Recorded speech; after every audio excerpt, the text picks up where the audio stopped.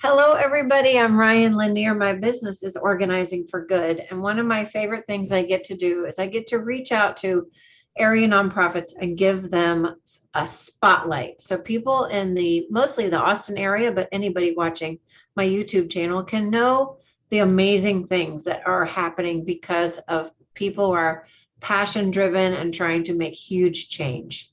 So this is the nonprofit shout out. And this month we are spotlighting Black Mamas ATX. And I'm so excited to have Kellen Black Fallon. I was trying not to look at my notes and I messed it up. Kellen Blake Fallon, the executive director. Welcome to the show. Thank you so much, Ryan. I'm glad to be here. It's my second time talking to you. That's right. I'm excited to be back. That's right. We spoke a year ago and we were reminiscing that whole conversation was like, oh my gosh, how do we get through 2020? Thinking 2021 would be better. And we all know it was not. So I'm really excited to circle back. But before we talk about all that, just pour out your heart about what is Black Mamas ATX. Black Mamas ATX is an organization that came to be because of the maternal health disparity that Black women face. The fact that Black women are 2.5 to 3 times more likely to die as a result of childbirth. That led a group of Black women to get together and figure out what can we do within our own community as we push for structural change, but to support folks on the ground and address that, the disparity and all the things that surround the existence of that disparity. So what we do, I like to put it in terms of we're doing survival work and structural work. So the survival work is Black Mamas ATX support Black women, Black birthing people with doula services, free doula services here in Central Texas. And our community doulas do in-depth support. So just really on the ground, understanding, connecting people to resources, as well as what is typically thought of as doula support and care. In addition, we're building a community. We've had a support group called Sister Circles for the longest while. And now we're shifting and, rather than Sister Circles just being the group, Sister Circles is the community, the Sister Circle community, where either clients or people who were not clients, but are mothers, are parents, birthing people, and who care about reproductive justice and who care about building community, can be part of our Sister Circles. And we're still gonna meet, we're still gonna have support groups, we're still gonna have workshops and educational things that this community will have access to. So those are the aspects of survival work, because community building is survival and direct care is survival work. And then there's the structural side. Well, where we, as much as possible, like as a nonprofit, there's limits to how you advocate.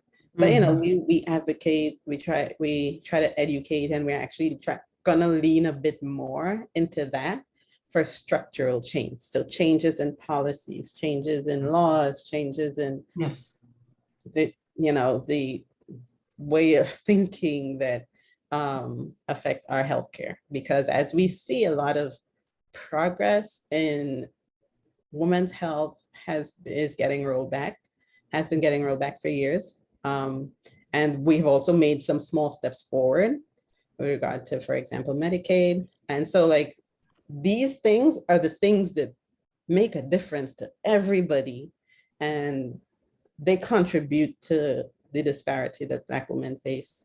So we're pushing for structural change, and we're doing survival work and building community around movement for social and reproductive justice. I'm glad you repeated that phrase because that is not something I've ever really even heard spoken out loud. Reproductive justice. I'm having trouble with words in general right now. So reproductive justice. Wow. So that definitely involves going into policies Yes. and trying for structural change. That's a tall order, but awareness is the most important. So that's definitely where you guys are coming in and Yes. sharing the facts that we don't like we don't want that to continue to be a thing. Yes, exactly. So I love how you call your doulas sister doulas. Yes. That's amazing. Is there a story behind that? Well, honestly, there's a couple aspects to it. One, doula care is a kind of new field in terms of like years and decades of existence, right? Mm-hmm. People have always been giving birth. People have always needed support and education and all of that in order to, be supported and get through the process. However, like back in the day, there weren't doulas, there were moms and aunties and sisters, right. And yep. Your mom would move in with you for, the first few months, and, it was a different sort of support system that existed.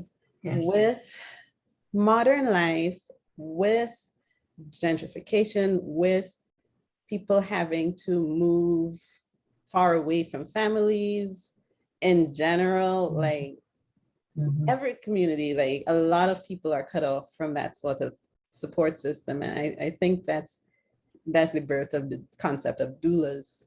Doulas come in, and it's a profession that allows people to get this support.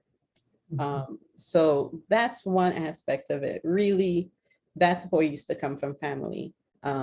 And so there's that. And then the other aspect of it is, again, doulas were not, necessarily something that a lot of Black families could afford, right?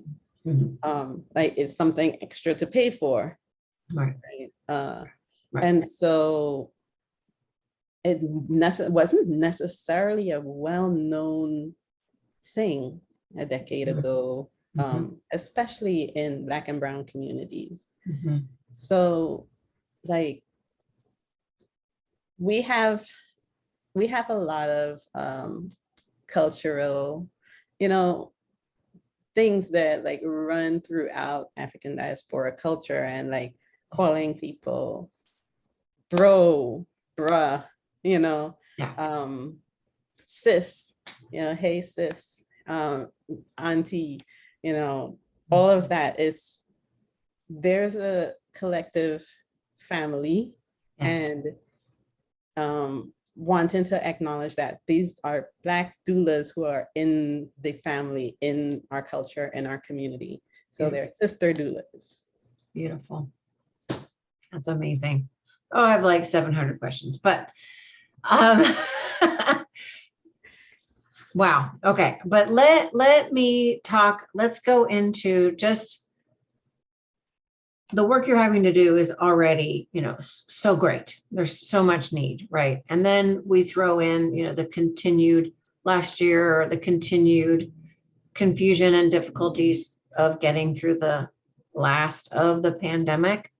Can you walk us through kind of the way you guys navigated last year with, the pandemic? Yeah, last year was pretty challenging. In terms of, of course, in 2020, we had to shift all of our services to virtual, right? Of course. So last year we were still virtual. It's hard to do certain prenatal visits virtually. And so our doulas were kind of having to navigate that when people started feeling more comfortable going out, to our, our doulas would make the choice. Do I feel safe going into this household to do Right. the prenatal visit, or is it, best to do it virtual? Because then, their own health, their families, also the Absolutely. things, basically, the things all essential workers have to Yes. think through. Um, and we were also missing the community. We were missing that aspect of it. Over, last year, so we were kind of navigating that kind of tiptoeing, dipping our toe into going back in person in terms of visits, or in terms of mama's meetups is what we were calling them. And last year there was a lot of need for mental health support. Mm-hmm. So all of 2021, we had a counselor on board who was providing mental health support. And we had to actually we just reestablished that service again. We had a period when we didn't have access to that service, but we're back, and we're able to provide mental health support for our clients. And so important. It's a lot. Like everybody was going through a lot. And then last year was the burnout period. Everybody was burnt out. Right. Yep. And when you think of the types of labor that mothers have, and birth parents have, there's labor of giving birth.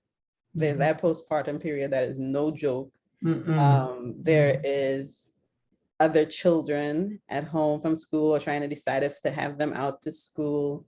There is like uncertainty about, there was so much uncertainty about so many things.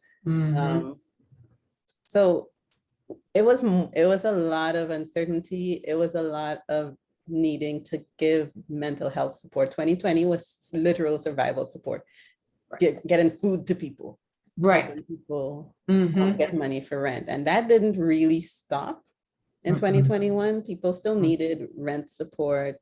People still needed a lot of social determinants of health type support, things that are outside of like medical care and doula services, but also, that affect and impact their well-being and their lives. So yeah, it's just, we've been just pushing through. We did have some beautiful gatherings. We were able to have a Thanksgiving gathering in person. Black Mamas ATX has been working, has been in a collaborative since 2020 because of COVID. We've been in a collaborative called the Maternal Health Equity Collaborative. That's made up of 6 amazing organizations, 4 doula organizations and 2 parent support organizations.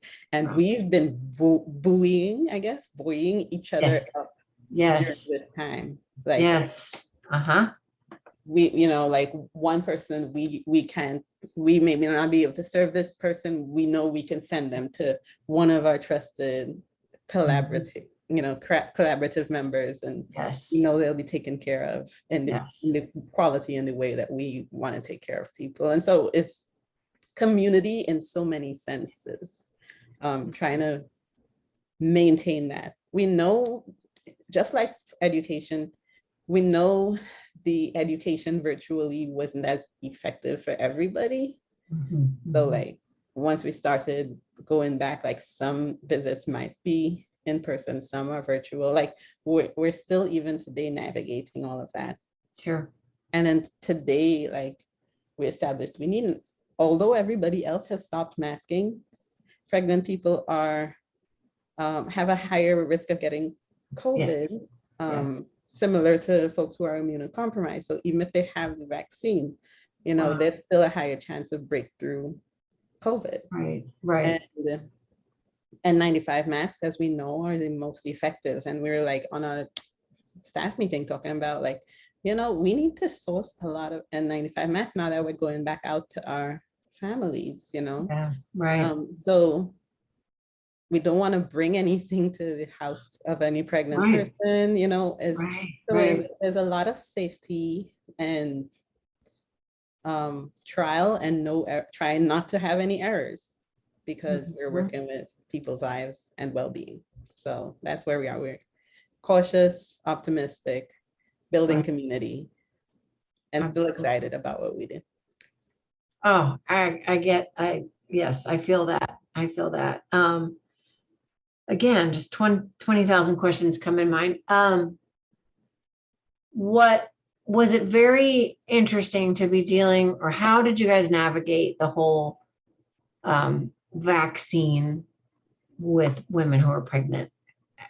I'm curious, was it, were they not advised to get it at certain stages of pregnancy? Were they advised to not get it at all during pregnancy? I don't know anything about that. You guys must have had to be reading the CDC guidelines just religiously. Exactly. We were sticking with the CDC guidelines, and yeah, the vaccine was, once they said vaccine is safe during pregnancy, people, if they ask about it, we let them know that's the guideline.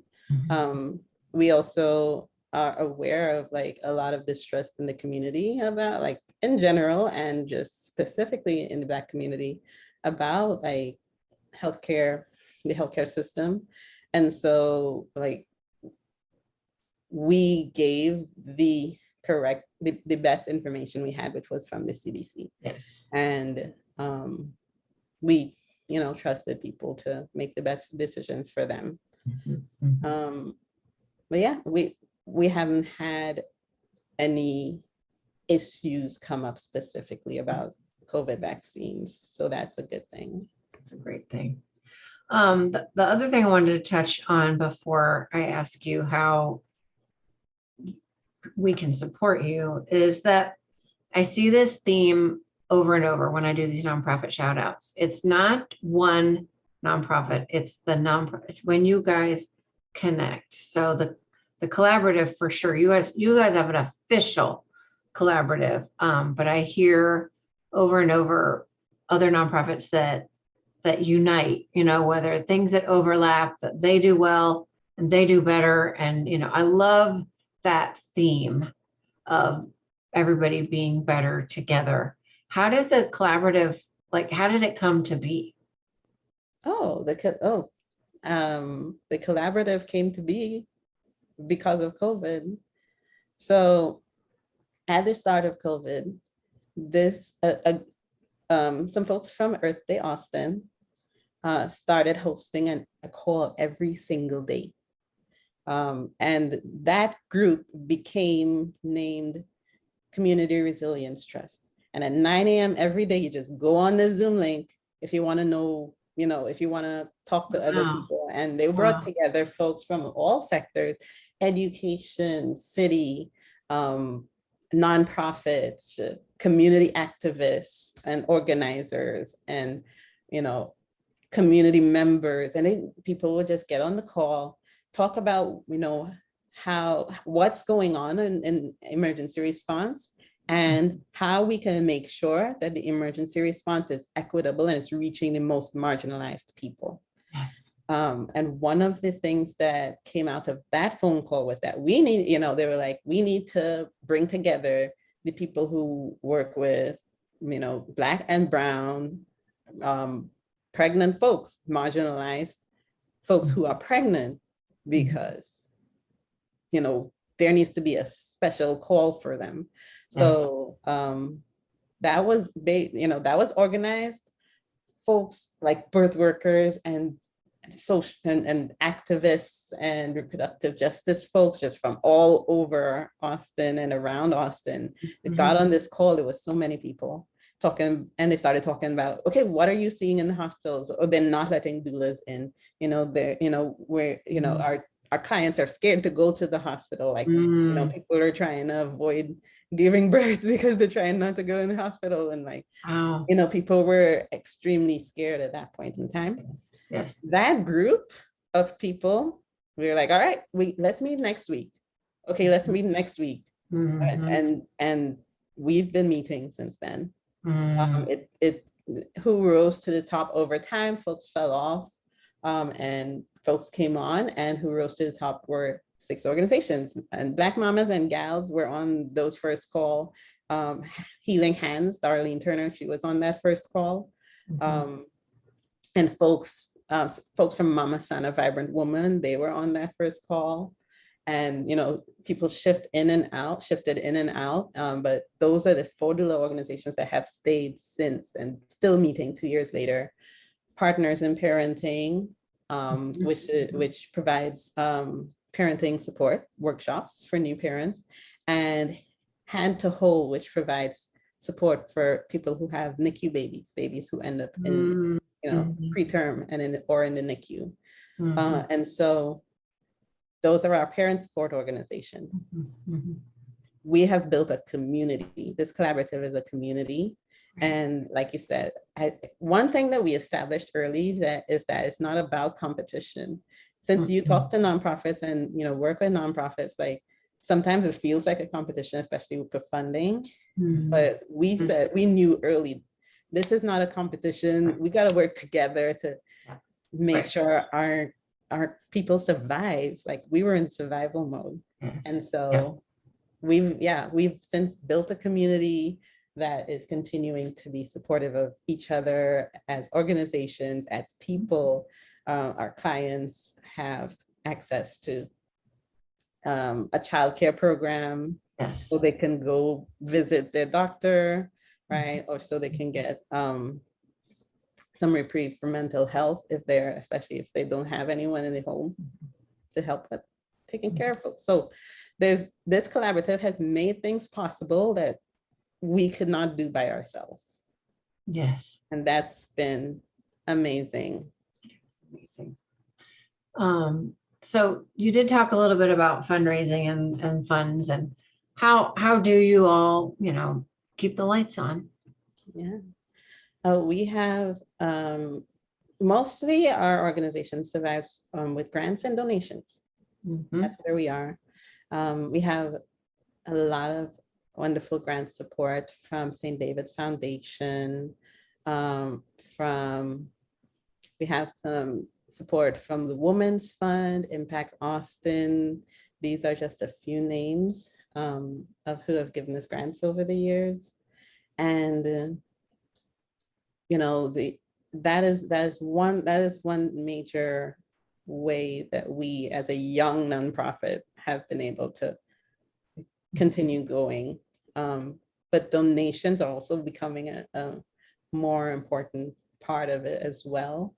And so we have just a donation link on the website, and that's really it. We do Amplify Austin and other campaigns that allow us to fundraise. Any events? Are you doing any events? We do not yet. We did summits, but those summits were free, right? They were to educate others, so we didn't really get any donations necessarily, or any profit, I guess, from that. But we do want to start. Like, again, we're a young organization, and we're like, some organizations, they have like events, and maybe something we can try. So that's where we are in our growth. Is we're starting to think of events, probably a signature event where we can really get the community together around the cause. So that's what we're actually working on. So yeah, keep in touch with us, and you'll be able to participate when we figure out how that's going to look. Right. That's exciting. It's always work, right? But again, getting the awareness out, drumming up the support, it's so important. It's really, really important. Sorry, I was going to say our Patreon supporters and those who donate on our website are some of the biggest, like over time, it adds up, especially those who do recurring donations. That has been so important and helpful for us. So I want to just thank everybody. If you give a recurring donation, if you give one donation at any point in time, it really does make a difference to have those funds. They're separate, they're different from grant funds because they allow us to do the things that we didn't write into the grants. Right, unrestricted, correct? Is that the word that we love with donations? Unrestricted funds, yes. Yeah, so like we didn't write N95 mass containing grants, but we know we can get some now. Like we just gotta remember, we just gotta pull from those. So yeah, that's really valuable and helpful. I think that people always want to support and then they just forget, right? I know people's hearts are big and it's just like, oh, I need to go to the website and go to do the donate button. So do a recurring donation. You just set it and forget it. Even low, like even a little, a low, it's better to do a smaller amount that repeats as opposed to just maybe just a knock it out one time, unless we're talking about, but I think people forget that small amounts really, because that helps you all budget. Yes, yes. $20 buys a what's the name of it? A Perry bottle that we can give to a postpartum client, so it can support them in their postpartum, care and taking care of themselves and healing, right? $20 can buy an educational poster that our doulas could use for lactation education or birth education. Oh, let's talk about how important lactation education is right now. Yeah. With the formula shortage. Yes. Can you kind of address that? I would love to just hear some up to the minute thoughts about, I mean, breastfeeding. I breastfed all mine, right? And that first night, I was ready to open up can. I was like, I don't know what's happening here. I'm so confused. Yeah. And without that education, I wouldn't have made it. And I'm so grateful that just like getting those first couple of days, well, first couple of weeks, getting past that, yeah, opened up not only for me to feed all my babies, I donated to the Mother's Milk Bank. So if we think about what was the one factor that led me to be able to feed my babies myself, it was those first couple of days. So yes, exactly. Well, one of our biggest successes and one of the biggest things that we're proud of as Black Mamas ATX is that for all the births we attend, for all of our clients, we have a 100% breastfeeding initiation rate. That's huge. Yes, that is huge. It is mind-blowing. And it's especially mind-blowing when you consider that breastfeeding is even less prevalent in the Black community. Wow. Okay. It's lower than many other communities because there's so much history around breastfeeding and so much misinformation around breastfeeding in our communities. Starting like there's generational trauma associated with breastfeeding in our communities. Wow. Right. Wow. Because of historically black women were expected to be wet nurses. Right.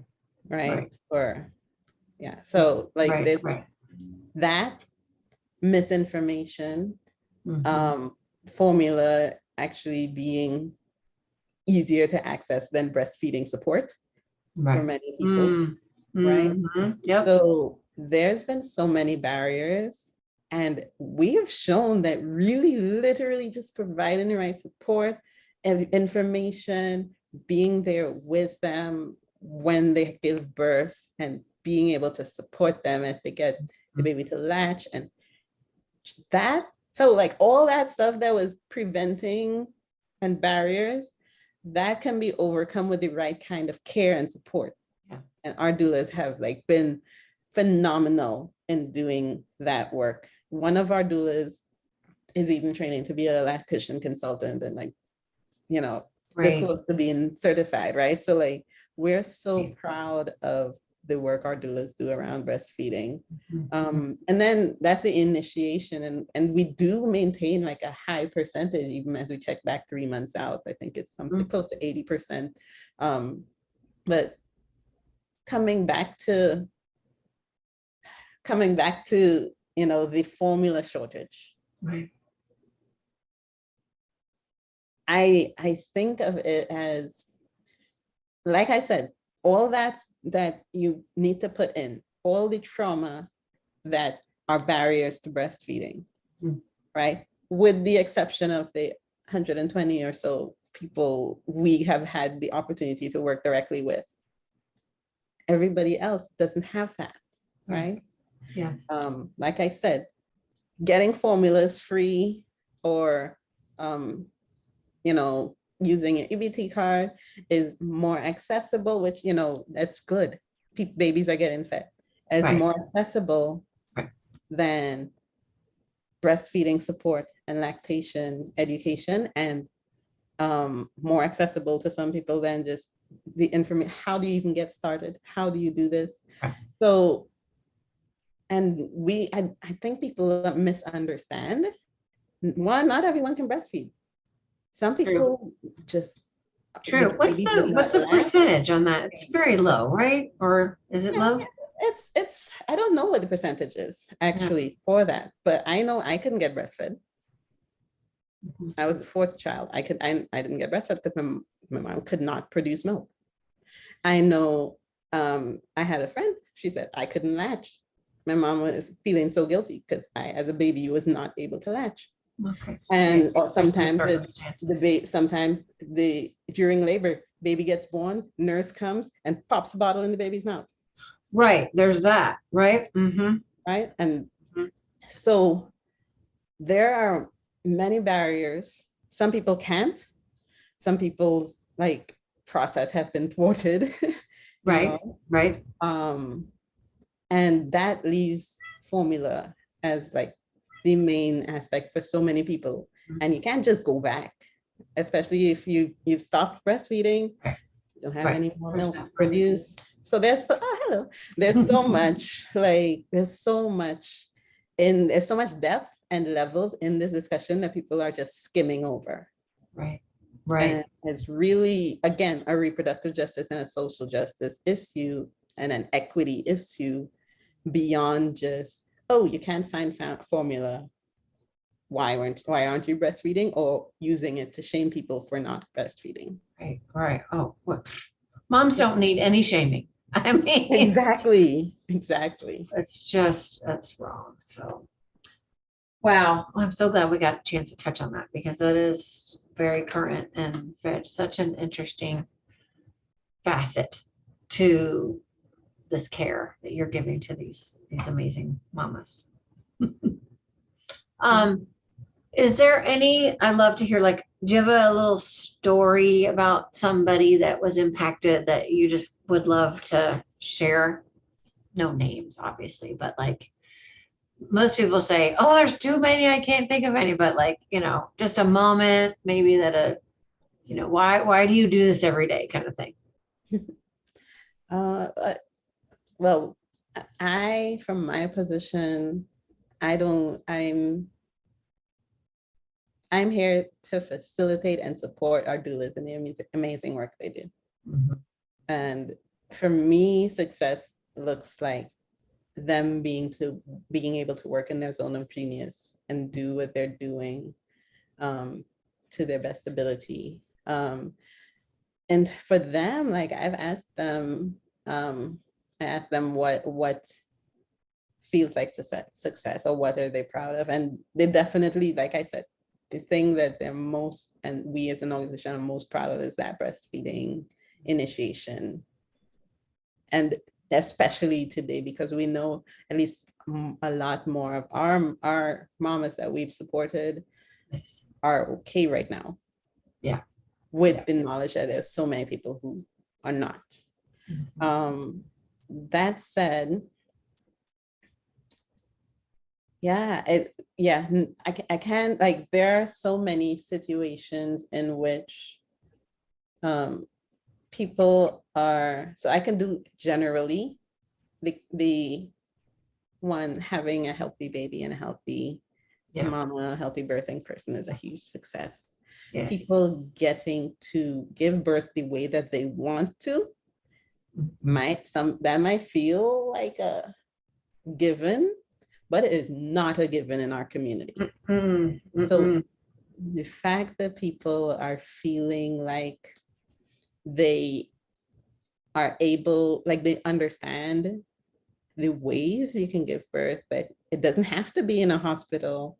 You could give birth at home, you could give birth in a birthing center, you could have a midwife, you could have an OB, you can have both. You can have, and Right. Choices.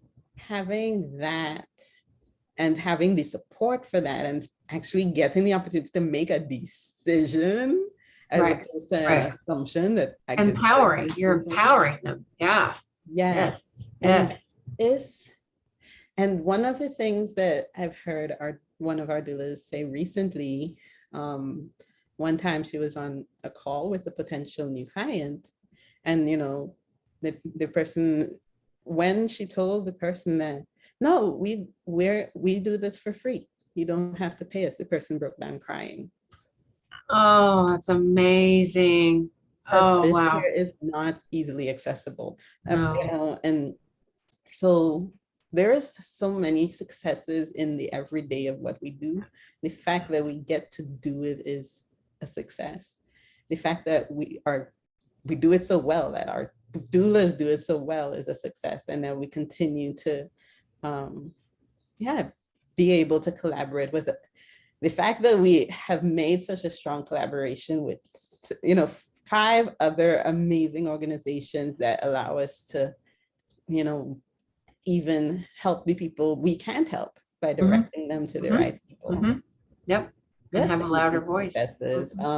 Yeah. So I don't know. I You guess got it. You that I nailed it. covered it. Okay. Yes, you Thank nailed you. it with yes, thank you so very much. So anybody watching or listening, so we want you to tell us all the places where we can follow and support you. Yes. Okay. We're on Facebook, Instagram, and Twitter. Facebook, you just search for Black Mamas ATX, Yes. and we have a page. Instagram is Black Mamas _ATX. Okay. And Twitter is Black Mamas ATX. Okay. Black Mamas ATX. We're most active on Insta and Facebook, probably. Post both at the same time. So yep. Easy peasy. Yeah, we're there. We used to have a newsletter that I am about to reestablish. Terrific. So if you do go on our website and you want to sign up, that is something as well for you to get more direct messages from me, from our team, what's coming up, what ways you can support, calls for volunteers, calls for, that sort of thing. Yeah, I'm I guess rebuilding that sure. that newsletter type way of communication in our organization. Our website is really one of the best places to get, especially if someone needs support. Yes. We have a request for doula form that goes straight to our doulas, and they will call you, and so that's our website, blackmamasatx.com. And that's also where people can donate. Yes. Yep. I have it. I'm keep looking over here because I was just looking. I love your website. It's very inviting and soothing, which it should be. It should be. Yes, we're a welcoming organization. Thank you so much for your time today. I always love being able to circle back with you and just hear how what the amazing work you're doing and growing it. So thank you so much for your time today. Appreciate it very much. Thank you, Ryan. I appreciate you. I'm glad I got to talk to you again. Hopefully you'll do this again. I'll be able to tell you what's new and how we've changed and grown over the years. I feel like being in an organization is like, you're growing. It's more something else that we nurture and grow and change. So yeah, looking forward to next time. Yes. Well, thank you so much for everybody for listening today. So much interesting information, and do circle back with the other interviews on my nonprofit Shoutout YouTube channel. There's just so much good stuff going on, and we look forward to bringing you our next interview. So thanks, everybody. Take care.